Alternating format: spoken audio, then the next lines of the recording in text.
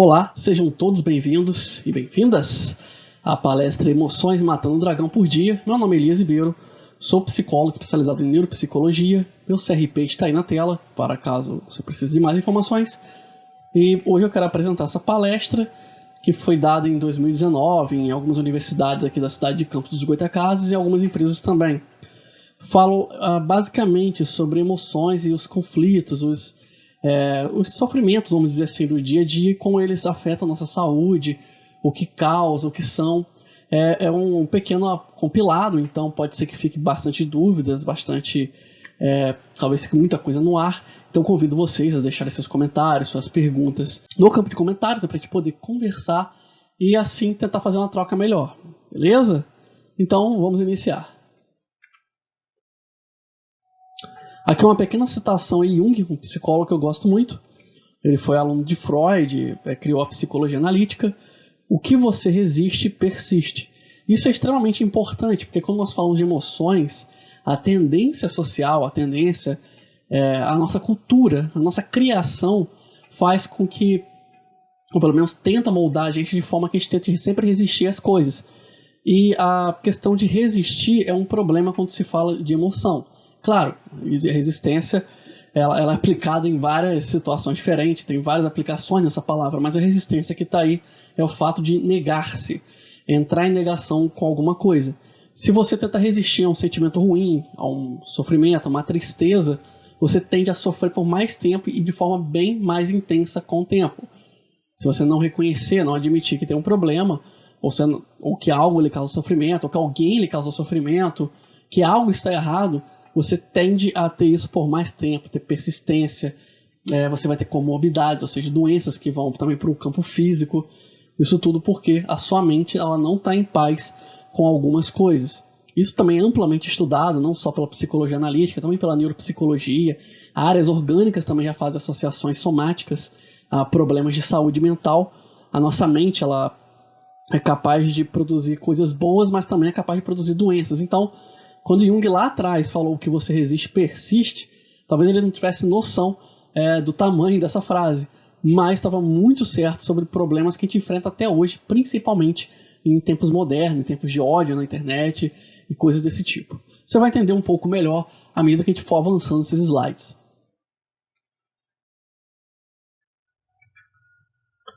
Toda emoção é importante. Dito aquela frase de Jung, vamos ter isso em mente. Toda emoção ela é importante, ela tem um papel, ela tem uma função. Ela não foi colocada como uma maldição em você, sabe? Ela não fizeram alguma coisa para você ter uma emoção. A emoção ela serve para que você saiba ter uma resposta condizente com uma situação. Tem uma frase muito comum na psicologia que diz que a dor é o melhor remédio. Por quê? Porque o objetivo da psicologia ela não é fazer você ficar imediatamente feliz.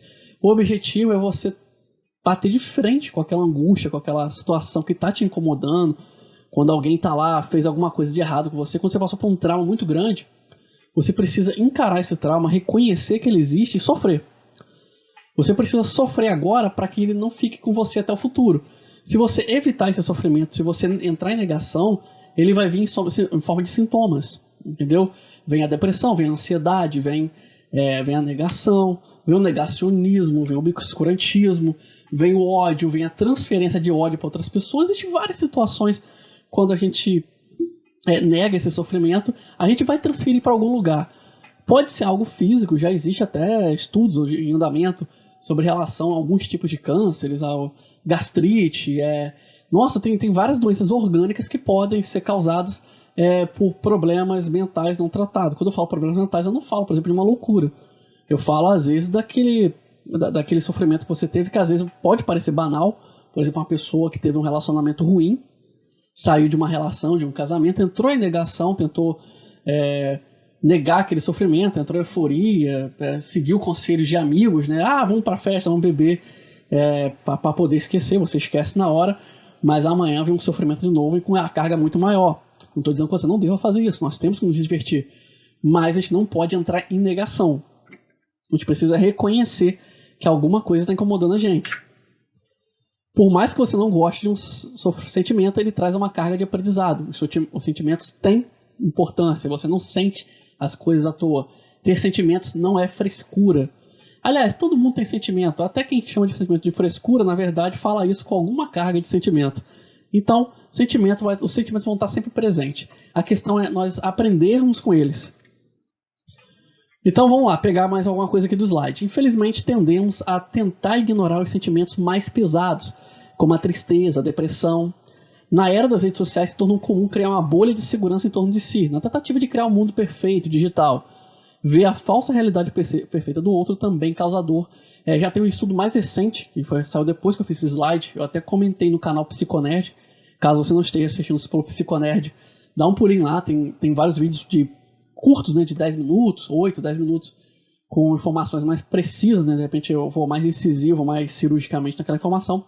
E eu falo sobre as redes sociais. Existe um estudo lá de uma academia royal, da Royal Mental Health, eu acho.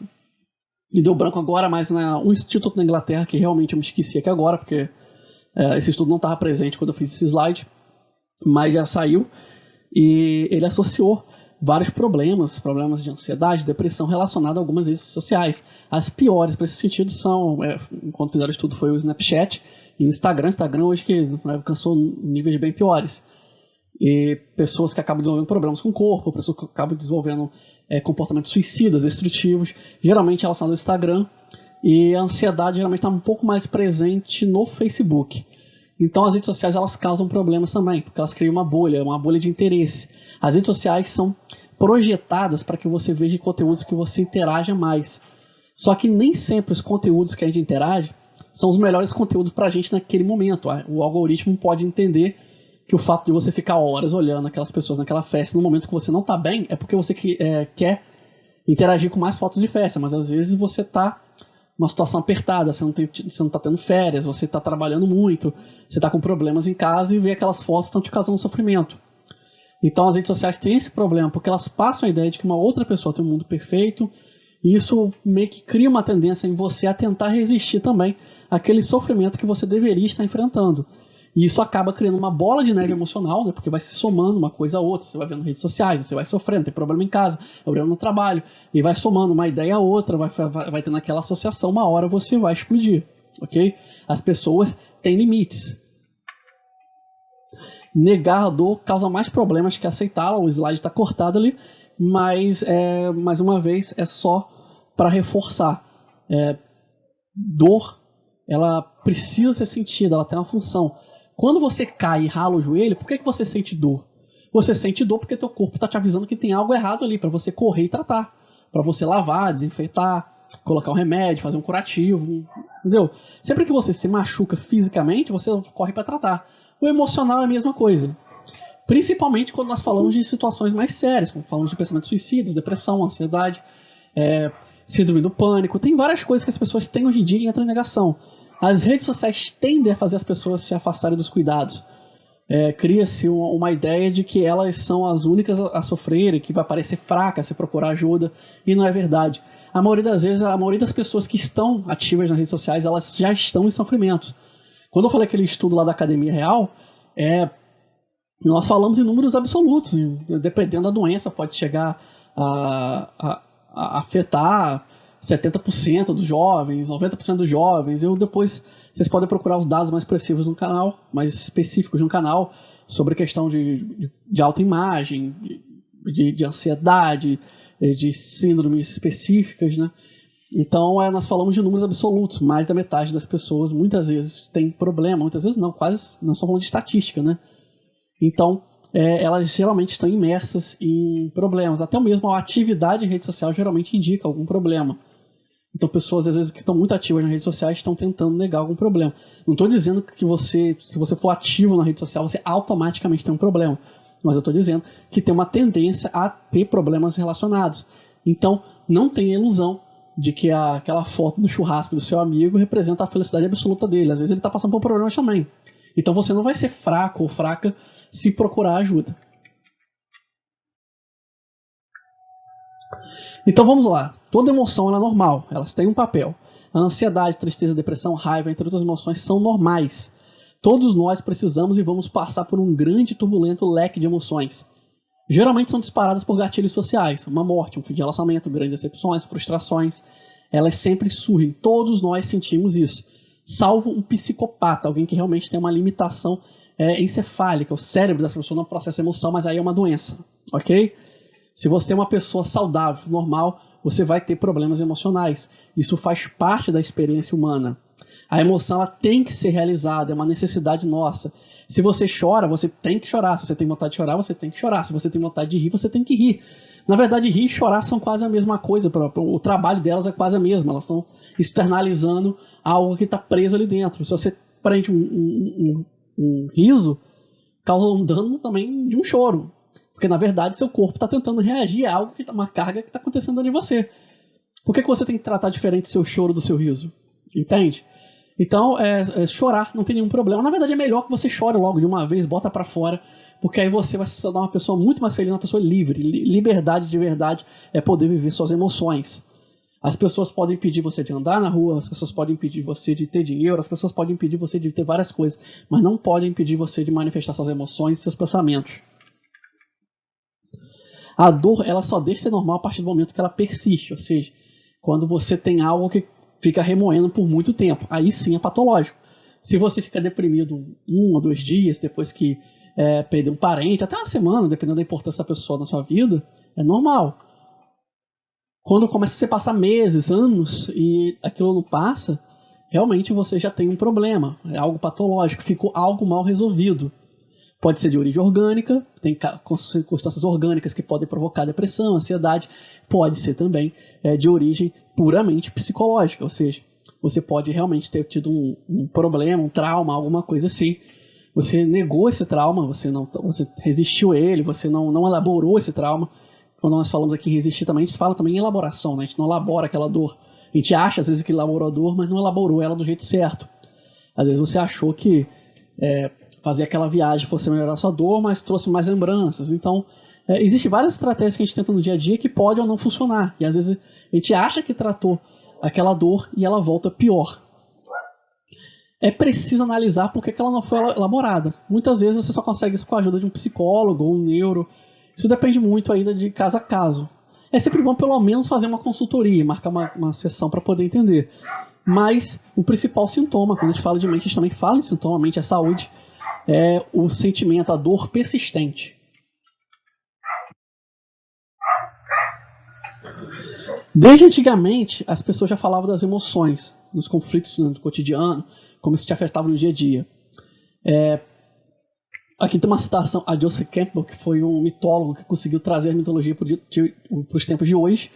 Ele fez um link, né, com as histórias antigas, o papel das histórias antigas, os contadores de histórias, com a nossa sociedade moderna. Por que as pessoas antigamente contavam história? Porque elas não tinham como educar os mais jovens, então elas criavam histórias para que eles aprendessem lições de vida. Então, quando a gente fala de mitos, a gente fala de histórias antigas, eles geralmente se referem a algum sofrimento humano. E amor, trabalho, todas essas coisas já causavam sofrimento. O Joseph Campbell usa muito a analogia do cavaleiro medieval, né? O guerreiro que saía lá da sua terrinha, da sua vila, e ia lá matar o dragão, pegar a princesa ou o pó de ouro. Que ele fazia essa associação, ou seja, o guerreiro somos nós, a vila é a zona de conforto, às vezes as casas dos nossos pais, a escola, é o lugar que a gente se sente seguro, muitas vezes a gente é jogado na vida adulta, a gente tem que sair daquela zona de segurança.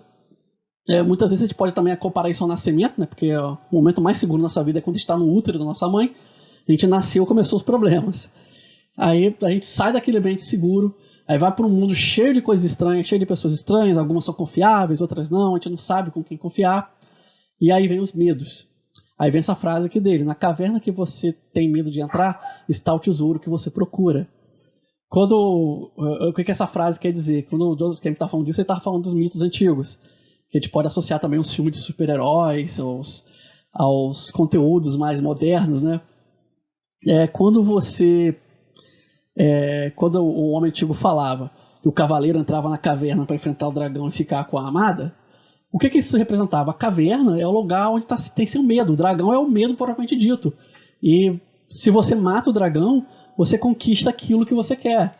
Mas você tem que lidar de frente, encarar seu medo, reconhecer que ele está ali.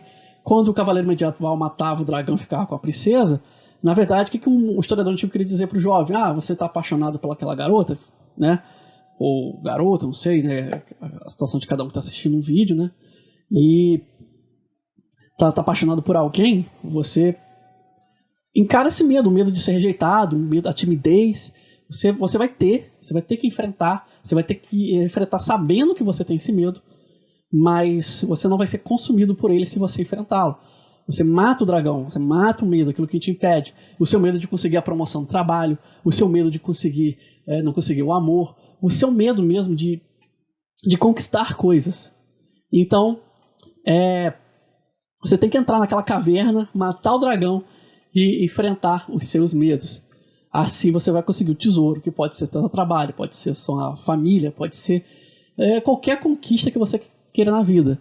Agora, se você não encarar de frente, o dragão vai te engolir. Você vai ser engolido pelo medo, e aí você vai desenvolver uma neurose, uma depressão, algo assim. Claro que tudo que eu estou falando aqui é de carga simbólica, mas se aplica à sua vida real, de verdade. Quando a gente fala de carga simbólica, a gente está falando de uma história para contar uma verdade. Então vamos lá. Ó. Os contos envolvendo heróis sempre falam do sofrimento humano ao lidar com o mundo ao nosso redor. Ainda hoje contamos essas histórias. Alguém lembra do Homem-Aranha, do Batman? O herói é sempre alguém comum, cuja vida o obriga a sair da segurança do cotidiano e se aventurar por uma terra desconhecida, geralmente uma jornada importante ou um grande poder é confiado a ele. O herói é sempre a representação do eu e a jornada literalmente da nossa vida. Principalmente quando você traz para o herói moderno. O Homem-Aranha tem dificuldade de pagar as contas, tem timidez ao lidar com seus amores, né? Ele tem medo de ser rejeitado pela Mary Jane, pela Stacy, para quem aí é mais nerd, conhece esse universo. Né? O Batman, ele foi consumido pelo medo dele, né? O medo dele foi consumado, na verdade, os pais dele foram assassinados, então ele foi consumido, ele se tornou uma pessoa destrutiva. Enfim, os mitos, os heróis, desde do homem antigo, né? Das pessoas antigas, desde os contos antigos, né? Os contadores de histórias já falavam desses conflitos e da importância de enfrentar nossos medos. E se você não gosta de mitologia antiga, não tem problema. Você pode trazer isso para a mitologia moderna. Você pode trazer isso aí para os super-heróis. Não tem problema. Tem muito filme que fala sobre isso. Então, mais uma frasezinha aqui do Joseph Campbell, só para a gente poder não perder o ritmo. Precisamos estar dispostos a nos livrar da vida que planejamos, para podermos viver a vida que nos espera. Precisamos estar dispostos a nos livrar da vida que planejamos para podermos viver a vida que nos espera. A pele velha tem que cair para que uma nova possa nascer. Ou seja, muitas vezes nós deixamos de evoluir, de lidar com o nosso emocional, de encarar os conflitos, deixamos nos consumir pelos conflitos do dia a dia, porque nós temos medo da dor. Nós temos medo de sair da posição de segurança que nós temos. Mas às vezes a gente precisa fazer um sofrimento, né? Fazer um sacrifício, sofrer no processo para que a gente possa evoluir. Tentar não sofrer causa tanta dor quanto a dor em si, entendeu? Se você está doente, procura o médico porque tem uma dor persistente e ele diga para você, nós vamos ter que te operar, na maioria das vezes você vai querer operar. A operação vai te causar dor? Por mais que tenha uma anestesia na hora, a recuperação tem dor sim. Vai ser uma lesão que você vai sofrer no local, é um machucado que o médico faz para poder consertar outra coisa. Mas depois passa. É a mesma coisa com a sua mente. Você precisa encarar a dor de mudar. Quando você é adolescente e vai para a vida adulta, você precisa aceitar que seu corpo adolescente foi embora, que sua segurança do lar foi embora, você tem boletos para pagar, seu corpo já não é mais o mesmo, agora a tendência é criar aquela barriguinha, o cabelo cair, no caso dos rapazes como perder volume de cabelo, eu que diga. Então, existem várias coisas que acontecem só pelo fato de você ser adulto. Então, a gente precisa simplesmente erguer a cabeça e aceitar. Sim, esse problema vai acontecer. O que eu vou fazer com isso? Entendeu? Dá uma chance pro inesperado. Às vezes ficar contando muito com a segurança não dá certo, a gente não evolui. Então, dê uma chance para o seu eu do futuro. Né? Deixe sair essa pele, essa casca aí. Tal como uma serpente, né? A serpente, para poder crescer, ela precisa fazer o quê? Ela precisa perder a pele. Então, seja uma serpente. E o dragão com isso? Não sei, tem um dragão lá no começo, né? Então, vamos voltar ao dragão. A gente estava falando de emoções, a gente falou de mitologia, falou de dragão. O que essas coisas todas estão relacionadas? As emoções, elas estão diretamente ligadas no nosso dia a dia. Quando a gente fala de emoções, a gente fala de conflitos que nós enfrentamos no cotidiano. Né? Os contos antigos, como está no slide, em especial os ocidentais, têm sempre um dragão ou uma fera equivalente no final do caminho. Hoje, nos filmes modernos, geralmente tem algum monstro alienígena ou raio azul da morte que o herói tem que enfrentar. De qualquer forma, todas essas coisas representam uma coisa só. Você representa nosso medo de amadurecer, de evoluir, de chegar a nos tornarmos mais adultos. Até um adulto tem que se tornar mais adulto. Até um idoso tem que se tornar mais adulto. Né? Quando eu falo em adulto, eu falo amadurecimento mesmo. Falo em evoluir. A gente nunca termina esse processo de amadurecimento. Então, o que o dragão tem a ver com isso? O dragão é aquela coisa que está atrapalhando você. Você está querendo passar naquele concurso público. Você mal dorme pensando nele. Você não consegue estudar direito. Aí você vai elaborar isso. Aí qual é o problema? O problema é que você acha que não vai passar. O problema é que se você passar, você vai ter que mudar para uma outra cidade. E você começa a se prender. E é normal, nosso cérebro tem um mecanismo de defesa que faz isso. Infelizmente, nós somos feitos para poder nos preservarmos, mas às vezes a gente precisa abrir mão desse senso de preservação, né, abrir mão da segurança e nos arriscarmos.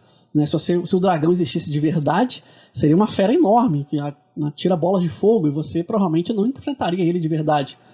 Então a mesma coisa acontece na mente. Né? Quando vem um medo, você tem medo de enfrentar ele, mas a gente só consegue chegar ao tesouro, ou a princesa, ou como está no slide em alguns casos, os dois, se você enfrentar o dragão.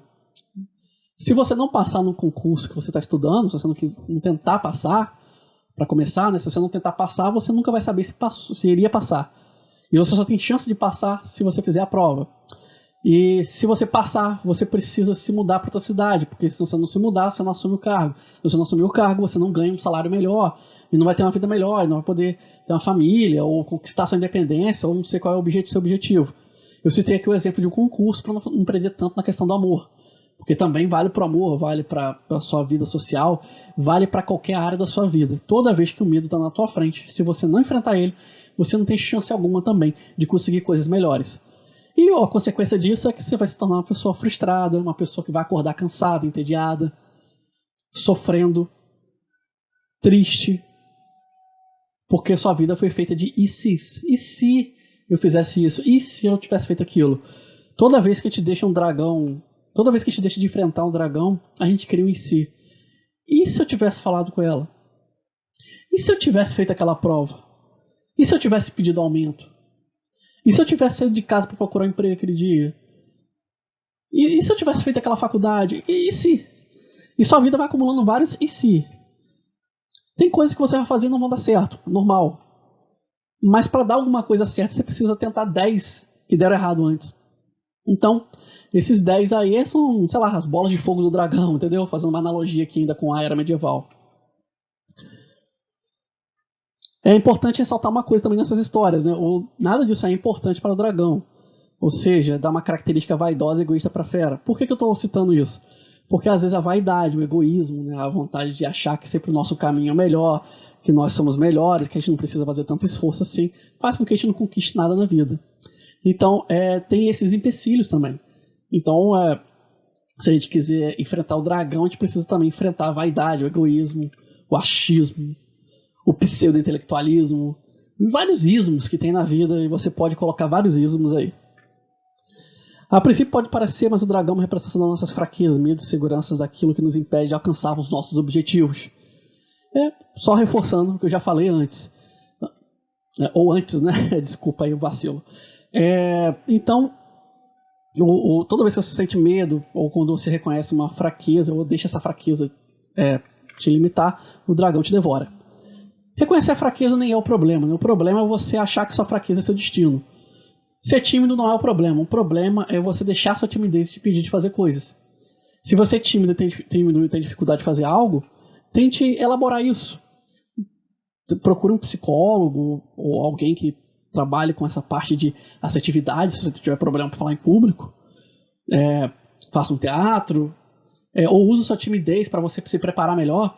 Eu nasci muito tímido, eu sou tímido até hoje, mas eu criei o hábito de me preparar para tudo que eu vou fazer, porque eu tenho medo de ser pego de surpresa. Eu reconheço que eu tenho esse medo. Então, eu tento me preparar melhor para lidar com ele. E isso minimiza os danos da timidez. E o prazer que eu sinto depois de fazer as coisas é muito maior. Então, você só tem a ganhar ao enfrentar seus medos, suas limitações, suas fraquezas. Dizem que o que procuramos é um sentido para a vida. Pensam que o que procuramos são experiências que nos façam sentir que estamos vivos. Joseph Campbell. Ou seja, o problema não é você ter um propósito. O problema é você deixar de viver. Às vezes nós passamos tanto tempo procurando felicidade, procurando motivo para ser feliz, e a gente esquece de viver. A felicidade ela é uma consequência da vida. Então, às vezes, você está lá depressivo, você está ansioso, e a vida ela vai te colocar isso sempre. Você acordou, você já está sujeito a ter isso. Você acordou, você já está sujeito ao ataque da depressão, da ansiedade, do pânico, se você for borderline, você está também... enfim, você tem uma série de doenças hoje em dia modernas que estão atormentando o ser humano moderno. Então, você acordou, você já tem potencial de sentir essas coisas. Então, o problema não é nem as emoções, nem o fato delas virem, elas vão vir. O problema é você deixar de viver por isso. Então, não tente procurar também muita razão para a sua vida. A razão era legal para tomar várias decisões. A razão é muito legal na hora de você decidir que você precisa procurar um médico. A razão é muito legal quando você precisa procurar um emprego, disputar uma vaga. A razão é muito legal em várias coisas. Mas não tente racionalizar 100% da sua vida. Tente só viver. Tem vontade de pular de paraquedas? Pule de paraquedas. Né? Só tenha cuidado de estudar em uma escola de paraquedismo antes. Viva. Não deixe seu medo impedir você de viver. Viver é muito mais importante do que encontrar um sentido para a vida. Então vamos falar um pouquinho de ansiedade. A gente falou sobre a questão de enfrentamento desses problemas mentais, problemas de saúde mental, mas a gente não falou especificamente deles. Então, o que é ansiedade? É um sentimento de sofrimento por antecipação. Você ainda não sofreu um ataque, não aconteceu nada com você, mas você já está sofrendo por algo que pode ou não acontecer. Como está no slide, não é necessário que aconteça nada real para que ela surja. Preste bem atenção na palavra real, ok? Não é necessário que aconteça nada real para que ela surja. Basta um simples pensamento. Ou seja, você simplesmente pensou e ela já veio. Isso é um problema sério, um problema real. Muita gente tem, mas muita gente não reconhece que tem. Se você fica estressado ou estressada só de pensar em algo, você tem um problema que precisa de ser tratado, principalmente se for recorrente. Como eu falei, todos os sentimentos têm um propósito. A ansiedade, ela, como qualquer sentimento, ela tem um propósito aí defensivo. O problema é quando sempre acontece com você. Todo ambiente que nos permeia é ameaçador e nos faz andar sempre na corda bamba. Tudo que pode repetidamente sair de forma inesperada, ou melhor, tudo pode mesmo, né, sair de forma inesperada, mau desempenho no emprego, relacionamentos, entre outras coisas. Então sempre tem alguma coisa aí te ameaçando tirar teu equilíbrio. Essa hostilidade que você tem ao seu redor faz com que você sempre entre em ansiedade. Você está sempre com medo de que aconteça alguma coisa com você. E isso é adoecedor. E, mais uma vez, isso pode inclusive virar problemas sérios. Gastrite, por exemplo, é um problema físico que surge de uma pessoa muito ansiosa. Então, a vida social, a vida moderna, ela tem causado muita ansiedade. É um problema recorrente. A maioria das pessoas tem ansiedade. Dizem que a depressão é o mal do século, mas aí eu já fico com Augusto Cury. A ansiedade é o mal do século. Depressão é realmente muito perigosa. Tem se tornado cada vez mais comum, mas a ansiedade, em proporção, tem muito mais volume de casos do que a depressão. Porque a depressão, muitas vezes, a pessoa consegue até superar. A ansiedade, as pessoas geralmente tentam resistir e elas têm tantas coisas alimentando a ansiedade delas durante o dia que elas acabam cedendo à ansiedade e acabam tendo problemas muito sérios, muitas vezes, envolvendo pessoas importantes para a vida delas. A pressão externa é tão forte que tendemos a resistir, mas tudo que você resiste, persiste. A ansiedade é a mesma coisa. Sempre que a gente tenta forçar para não pensar naquilo, pensa, nossa, eu vou gravar aquela palestra, será que todo mundo vai gostar? E se ninguém gostar? E aí você fica resistindo, tipo, não vou tentar não pensar nisso, eu vou dormir e vou esquecer disso. Aí você bota a cabeça no travesseiro e o pensamento vem. Por quê? Porque eu estou resistindo a esse pensamento. Em vez de você se perguntar se vai dar certo ou vai dar errado, você pergunta, por que eu acho que vai dar errado? Quais são os motivos para darem certo? O que eu tenho a perder? Entendeu? Faça as perguntas certas. A ansiedade, ela está ali porque você não está seguro ou segura com alguma coisa. Então você pergunta, por que você não está seguro? É porque eu gaguejo muito? Ah, mas vai ter slide. Se eu esquecer alguma parte, está lá no slide. Eu lembro e sigo tranquilo. Eu não estudei isso, eu não passei 5 anos preparando, fiz pós-graduação, fiz curso, eu não sei que eu não sei o assunto. Então não tem por que ter medo. É assim que você elabora uma ansiedade. Você precisa...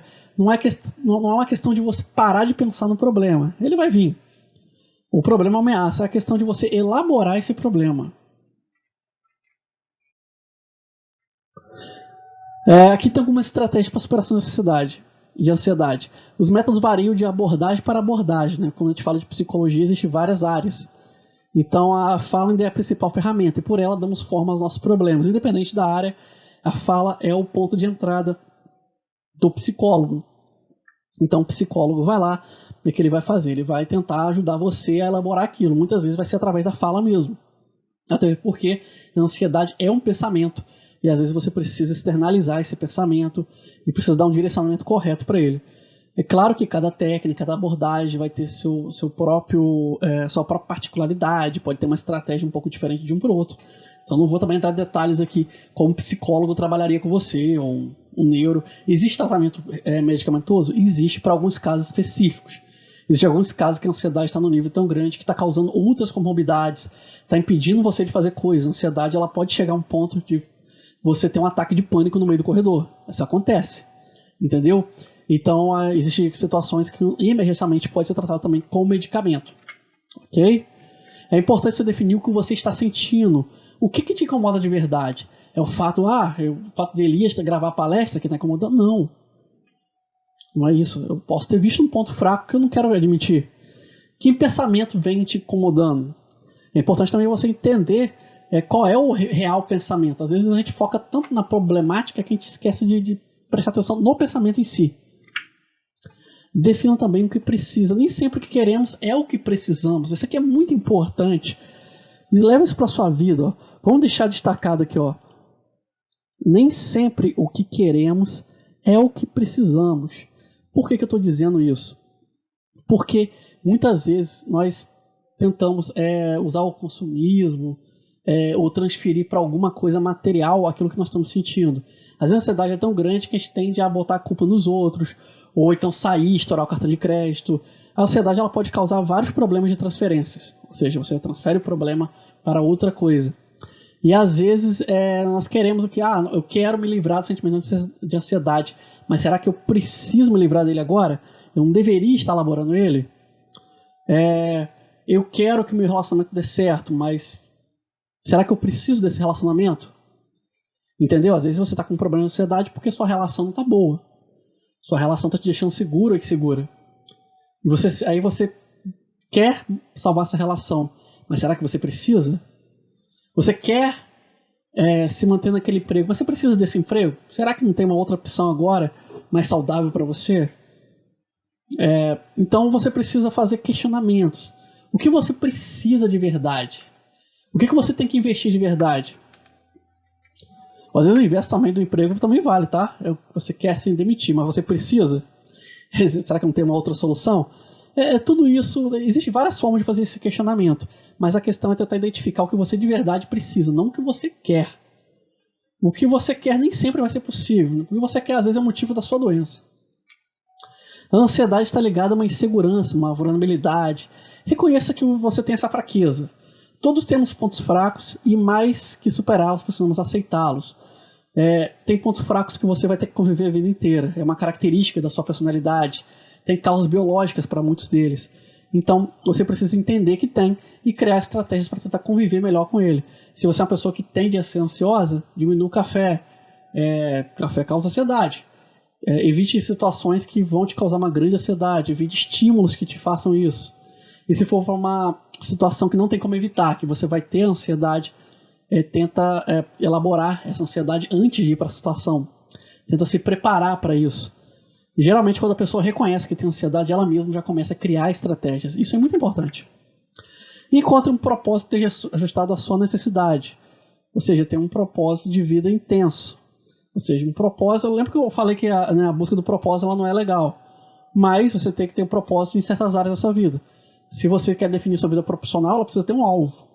Entendeu? Então você não vai colocar o propósito da sua vida como a sua prioridade.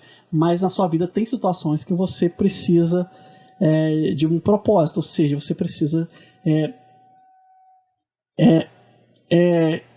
investir intensamente naquilo. Entendeu? Se você quer amar intensamente, ame intensamente. Só tente não cair nas armadilhas. Entenda quem te faz bem, quem te faz mal. Entendeu? E viva a vida. Sua visão se tornará clara somente quando você olhar para dentro do seu coração. Quem olha para fora sonha, quem olha para dentro acorda. Jung já falava. Ou seja, é muito importante você entender a si mesmo. Se você olhar muito para fora, você vai ver exemplos de sucesso de várias pessoas, mas na maioria das vezes não serve para você. Você tem que entender o que funciona para você, você tem que entender qual é a sua necessidade, quais são os seus pontos fracos, mas também quais são as suas qualidades. Então vamos falar um pouco sobre a depressão. Deixa de ser normal quando persiste por muito tempo tal ansiedade. Tal qual a ansiedade, a depressão é um sentimento que tem um propósito também. Ela pode ter causas biológicas e psicológicas, ou psicológica. É uma estratégia humana para entrarmos em contato conosco mesmo. É acionado quando há uma falha de energia que alimenta a necessidade básica. Quando eu falo energia, entenda-se motivação. Essa energia, quando a gente fala em psicologia, é a motivação, sim, é aquilo que faz você ter um gás para poder conquistar as coisas no dia a dia, levantar da cama, querer trabalhar, querer ligar para alguém, querer fazer as coisas. Quando algo falha, quando alguma necessidade básica falha, como apego, cuidado, proteção, alimento, status, sexualidade, alguma dessas coisas aqui não está funcionando legal, quando você não reconhece sua necessidade sexual, às vezes tem pessoas que têm problemas de identidade sexual, não conseguem aceitar a sua identidade, quando você tem problema de apego, quando você tem um problema, você sente uma pessoa que não teve o cuidado necessário, uma pessoa que não se sente protegida, até causas biológicas podem levar à depressão, como eu coloquei ali, por exemplo, o alimento, ou o status social, tudo isso pode, se falhar, pode causar depressão. Quando alguma coisa dessa falha, o que acontece? Nosso cérebro deprime a gente, né? Ele puxa a gente para dentro de nós mesmos, para a gente poder entrar numa profunda reflexão, entender qual é a área que foi danificada e a gente possa acertar ela. Lembra que eu falei quando a gente dá atenção, quando rala um joelho, quando corta um dedo, quando sente uma dor? Quando a dor física bate, as pessoas procuram logo tratar. A depressão é como se manifesta isso. Quando alguma coisa quebra no sentido psicológico, ela dá o alerta, ela te puxa para dentro. Tipo, não, você não vai sair hoje não. Eu vou te fazer chorar. Você precisa entender que isso aqui não está legal. O grande problema é que essa dor é muito difícil de identificar. A gente sabe que ela está ali, mas muitas vezes a gente não sabe por que ela surgiu. Não é como quebrar um braço, que se eu quebrar um braço eu vou sentir a dor no braço, eu vou olhar para o médico e falar, tá doendo aqui. Agora quando dói aqui, aí é mais difícil, porque às vezes a gente também não sabe o que causou essa depressão. Ou às vezes sabe, mas é difícil demais lidar com isso. É muito comum, por exemplo, em relacionamentos, pessoas que passam por uma relação abusiva, principalmente, elas têm dificuldade em aceitar que passaram por esse tipo de relação. Aí o que acontece? Ela tenta resistir àquele sofrimento, tenta negar que houve aquilo. O problema é que houve, ela não elabora, aí atualmente te puxa de volta e vamos tentar resolver isso, vamos tentar elaborar. Aí faz com que você fique imerso em si mesmo. E essa direção contrária que dá a sua motivação faz com que você se torne uma pessoa muito fechada. Isso pode persistir por anos ou pela vida inteira, se não levar a problemas piores, inclusive ao suicídio. Então, depressão ela é muito séria. Como eu falei, o mal do século talvez seja a ansiedade, mas a depressão, quando bate, ela é perigosa demais. Na depressão, a energia que nos move e motiva durante o dia é redirecionada da consciência para o inconsciente. A consciência é você desperta, o inconsciente são os conteúdos que não vêm à tona. Não vou entrar em detalhes aqui nos conceitos, porque não é uma aula de psicologia, uma palestra mais sobre emoções, mas só para você ter uma noção básica do que acontece aí. Como eu falei, entenda a energia como aquilo que te motiva. Essa energia indestrutível precisa ser elaborada todos os dias. Isso não ocorre com a depressão, ou seja, você não consegue mais se satisfazer, você não consegue mais chegar à sua completude. Então, você vai criando um ciclo de amargura, um ciclo de tristeza, um ciclo de autodestruição. Como falei, a depressão ela existe porque ela tem um propósito, mas se ela persiste muito, é porque algo está seriamente quebrado. Se algo quebrou, é hora de você fazer uma faxina na sua vida inteira, é hora de você botar numa ordem, fazer aí um salto da sua vida e descobrir o que está fazendo ela falhar. Então vamos lá, vamos falar um pouco de superação da depressão, para a gente não ficar com esse clima também pesado. Nem tudo é impossível de se resolver. Por mais que a depressão e a ansiedade sejam sentimentos normais, é normal, como eu falei, você ter. Existem momentos da sua vida que vão te causar depressão ou ansiedade, mas a gente precisa entender que elas não são feitas assim para perpetuar também. Existe tratamento para todas as situações. Cada depressão tem sua história, por isso deve ser sempre acompanhado por um profissional de saúde mental. Aí vai também aí da sua situação, pode ser um psicólogo, algum tipo de terapeuta credenciado, um neuropsicólogo também pode, um neurologista, um psiquiatra. Vai da sua necessidade também de como você se sente seguro.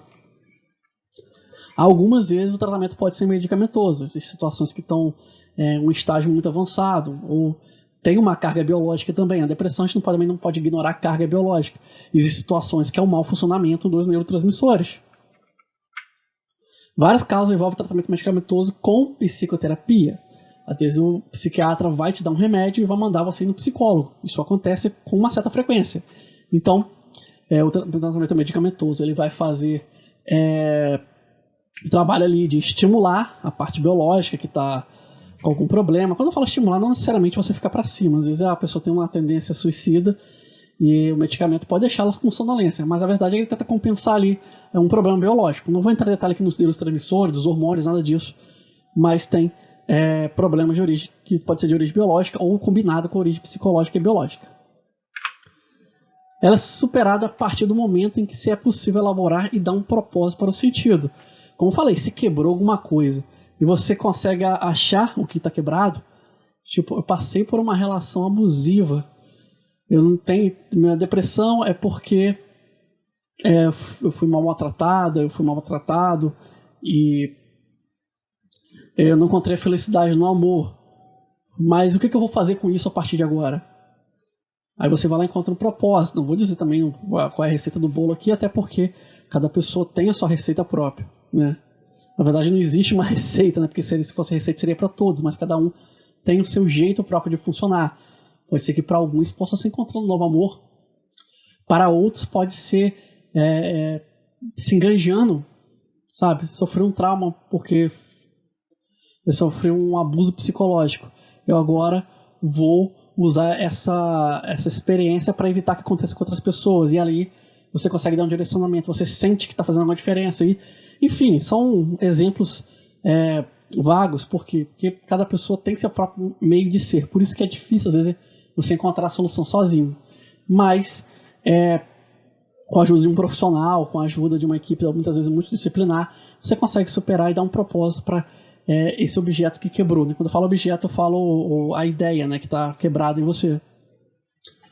E é claro que não é só isso que causa depressão. Às vezes a depressão pode ser um luto, às vezes você perdeu alguém muito importante na sua vida. Às vezes a cura está em encontrar outra pessoa que exerce essa função. Não que você deva transferir uma função de uma pessoa para outra. Ou você seguir o legado dessa pessoa. De repente, eu perdi um parente muito importante que me ensinou tudo que eu sei. Tá, e o que você vai fazer com isso? Como é que você vai honrar a memória dessa pessoa? Aí às vezes você encontra a saída justamente seguindo o legado dessa pessoa. Não existe uma receita certa, é importante estar perto de pessoas que confiam e possam se abrir sempre. Toda vez que os pensamentos virem, se abra. Fala com alguém. Você tem problemas com depressão, liga para alguém que você confia, alguém que você sabe que vai te escutar. Fala, eu tô sofrendo. E é por isso. E se não houver qualquer pessoa por perto, diz que 188, que é o Centro de Valorização da Vida, independente de você ter pensamento suicida ou não, procure ajuda. Muitas vezes a gente não sabe o que está acontecendo com a gente e pode estar caminhando para algo pior. Então tem aí o número do Centro de Valorização da Vida, que é 188.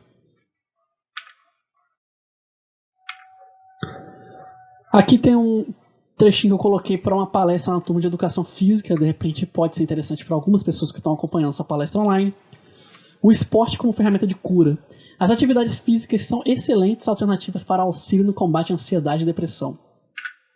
Os benefícios são tanto físicos quanto mentais. Estimula o organismo a produzir endorfina, hormônio que causa sensação de alegria e bem-estar. Também estimula a produção de noradrenalina e serotonina, importantes para estabilizar o humor. Muitas vezes ter o hábito de fazer exercício algumas vezes por semana, ou de repente uma caminhada curta de 15, 20 minutos todos os dias, já ajuda você a amenizar sintomas de depressão, ansiedade e ou, talvez em alguns casos até prevenir. Pode parecer pouca coisa, mas o simples fato de movimentar o corpo já ajuda. Porque, como eu falei, tem as questões psicológicas, mas também tem as questões biológicas. E você estando com o físico em dia, saudável, você também evita os problemas de ansiedade e depressão. Existem aeróbicos que oscilam entre 60% e 80% da frequência cardíaca, são importantes para o combate à ansiedade. Aí você pode procurar um profissional de educação física que vai te orientar bem melhor do que eu, porque eu sou da área de saúde mental, mas a gente tem essa informação. Mas um profissional de educação física vai conseguir elaborar um exercício para você. Então, mesmo que você não tenha vontade de puxar um ferro ou de ficar com o corpo sarado, você pode fazer exercícios aeróbicos, coisas que têm um propósito mesmo de trazer qualidade de vida. Tem gente que se dá muito bem com yoga, tem gente que se dá muito bem com Tai Chi Chuan, tem gente que se dá bem com musculação, e corrida. Nossa, o que não falta é esporte. Eu tenho certeza que tem alguma atividade física que possa auxiliar. Não é a única ferramenta de cura, obviamente, né? Mas atividades físicas ajudam bastante. Caminhadas também são recomendadas em momentos de crise. Se você estiver entrando em crise, não tiver como ir para um profissional naquele momento, ou estiver sentindo que ela vai vir, sai de casa e caminhe. Caminhe para esquecer o problema. Esquecer simbolicamente falando, tá? Você não vai esquecer de verdade. Na verdade, quando você for caminhar, você vai lembrar do problema.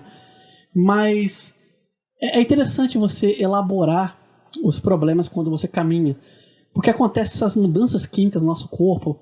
Fica ali seu corpo sendo alimentado de endorfina, por exemplo. Então, tem a noradrenalina, serotonina também. E você começa a estabilizar ali seu humor, sua alegria. E no mesmo momento que você está pensando em algo que te incomoda. Então, é um momento muito interessante para que você elabore problemas. Então, uma estratégia que eu deixo aí, se sentiu deprimido, a ansiedade está tomando conta, dá uma volta, mora em prédio, dá uma volta em volta do prédio, dá uma volta pelo apartamento, não pode sair, tem condições de comprar uma esteira, compra a esteira. Eu recomendo até caminhar mesmo, em vez de usar uma máquina, porque tem os estímulos visuais também, né? Você vê os prédios passando, então, mas é uma boa estratégia para você lidar com a ansiedade e com a depressão. Outros benefícios do esporte: o esporte pode inibir a aparição de forma mais leve de depressão e auxiliar em seu tratamento. Casos crônicos ainda dependem de tratamento e todos devem ter acompanhamento de um profissional de saúde mental. Não é porque você praticou esportes que você está invulnerável. Mas ajuda, entendeu? Mas não esqueça de procurar um profissional de saúde mental, principalmente em estados crônicos. Então uma observação aqui que eu acho que vai interessar muita gente é que melhora a libido. Então, se você estiver procurando aí alguma coisa para te ajudar aí no seu desempenho, tem outro benefício aí no slide. Também te traz mais qualidade de sono, melhora a pressão arterial, também melhora a sua proteção imunológica, só tem benefícios os esportes. E prevenção a alguns tipos de câncer, também já tem estudos aí associando. Não vou entrar em detalhes porque eu não sou profissional da educação física, mas existem doenças também que você consegue prevenir, doenças específicas que você consegue prevenir. Inclusive o próprio envelhecimento precoce por causa dos esportes. Muito obrigado. Aqui tem algumas informações caso você queira entrar em contato comigo. Meu Facebook e meu e-mail estão abertos aí para vocês mandarem perguntas, sugestões. Aguardarei o contato com vocês com muito carinho. Tentarei responder se possível.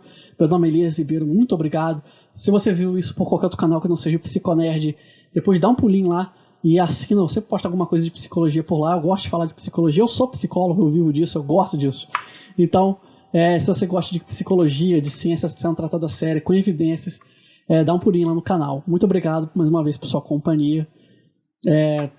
Se quiser ajudar, deixa um curtir, um comentário, um compartilhamento, uma inscrição, que isso também ajuda a divulgar o trabalho. Meu nome é Elias Ribeiro, um grande abraço. Criado por Elias Ribeiro. Com trilha sonora de Kevin MacLeod. Curta nossa página no Facebook Psicólogo Elias, no Twitter Alceman. Narração Ralph Ibrahim.